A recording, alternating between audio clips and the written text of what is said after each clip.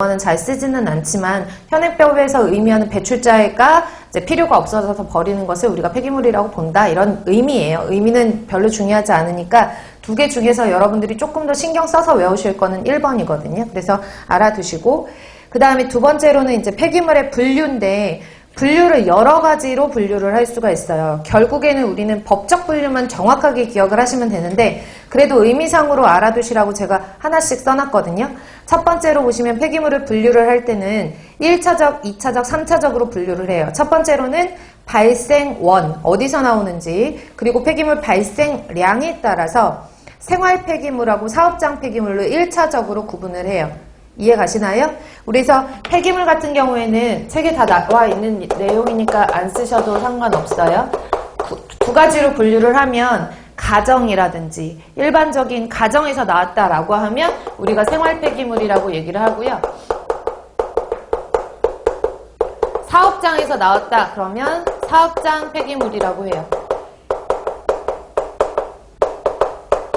사업장 폐기물로 구분을 한다. 1차적으로. 그래서 어디서 발생됐는지에 따라서 생활 폐기물과 사업장 폐기물로 두 가지로 분류를 할 수가 있고, 2차적으로 이제 생활 폐기물은 단 한 종류예요. 그래서 가정에서 나오는 모든 폐기물들을 우리가 생활 폐기물이라고 하는 거고, 사업장 폐기물 같은 경우에는 사업장 폐기물의 유해성에 따라서 일반 폐기물하고 지정 폐기물로 구분을 하기도 해요. 사업장에서 나오는 폐기물을 사업장, 일반 폐기물, 그 다음에 지정 폐기물.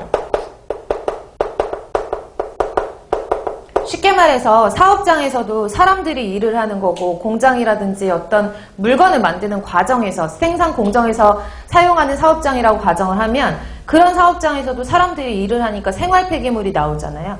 그런 생활 폐기물도 구분을 할 수, 그러니까 분류를 할 수가 있고, 또 하나는 사업장에서 부산되는 물질 같은 것들 있죠.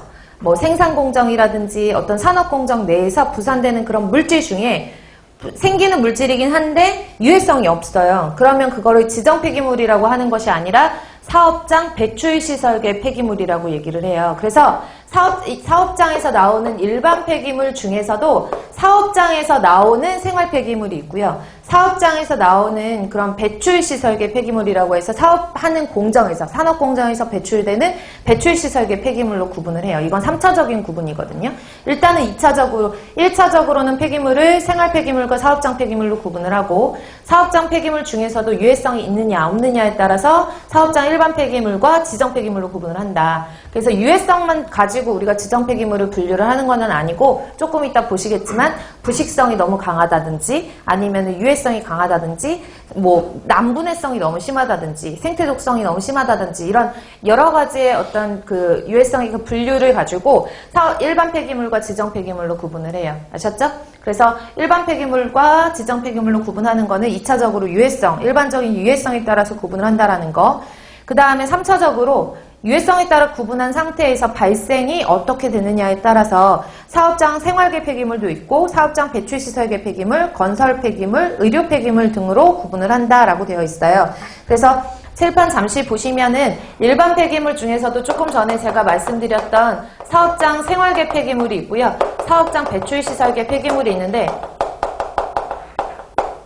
사실은 요 두 가지를 가지고 일반 폐기물이라고 얘기를 하잖아요. 사업장 일반 폐기물이라고 얘기를 하는데, 그렇게 얘를